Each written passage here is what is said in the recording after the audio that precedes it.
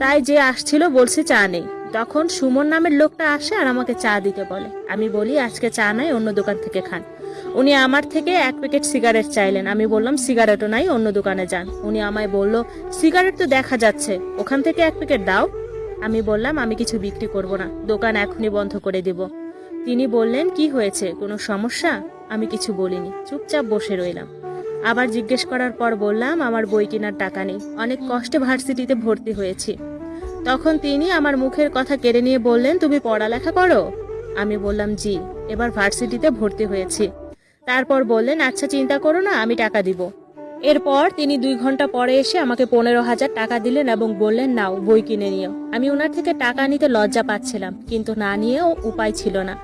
Honours প্রথম বর্ষ পাশ করার পর দ্বিতীয় বর্ষে যখন ভর্তি হই তখন আমার একটা স্কুলে চাকরি হয়, আর তখনই আমি দোকান করা ছেড়ে দেই। আমি আসলে দোকান করতে চাইছিলামও না, কারণ নানা জনের নানা কথা বলে। আর হাই স্কুলটা সুমনদের বাড়ির পাশে। আমি স্কুলে যেতাম আর নিজের পড়াশোনার পাশাপাশি টিউশনি করাতাম। আমাদের সংসার ভালোই চলতো, মাস শেষে টানাটানি হতো একটু। আমাদের কোনো আত্মীয় স্বজনও ছিল না আমাদের সাহায্য করার মতো। আল্লাহর দুনিয়ায় আমাদের তেমন কেউই ছিল না, শুধু আপন বলতে আমরা, মা, ভাই আর আমি।